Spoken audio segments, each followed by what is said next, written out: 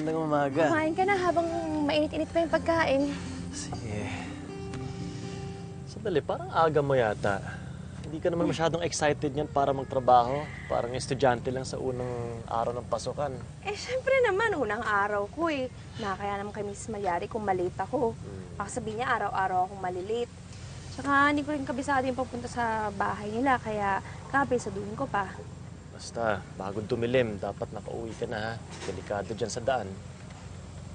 Opo, sir. Tatandaan ko po yung bili ninyo. Oh, mauna na ako, ha? Kasi hindi na kita maiintay. Ha? Ingat ka ha.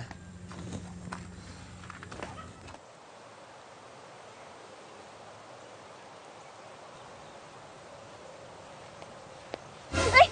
Sus, Mariosep naman, nagugulat naman po kayo. Tingnan mo ang dinadaanan mo, Iha. May mga nilalang na hindi natin nakikita. Kapag may sumutsot sa'yo sa daan, huwag mong lilingunin. Kapag may naririnig kang magaganda sa iyong paligid, huwag mong papansinin. May magandang bulaklak sa daan. Pigilan ang sarili na mahumaling. Kayo naman po, nanakot kayo. Matatakot din pa naman po ako. Ay.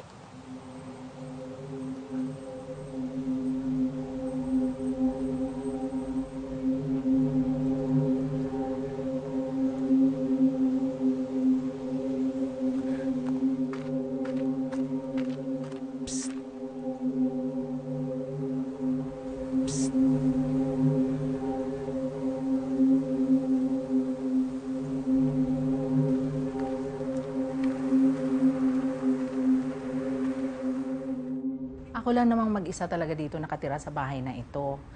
Kaya wala kang dapat alalahanin. Sabado at Linggo lang dumidito yung mga anak ko galing Maynila. Hindi ako maselan.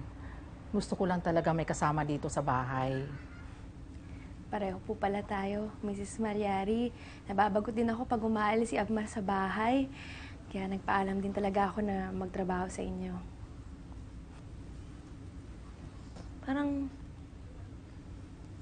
amoy patis. Wala naman.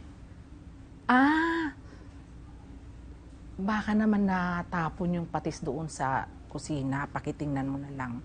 At pagkatapos niyan pwede ka na mag-umpisa maglinis.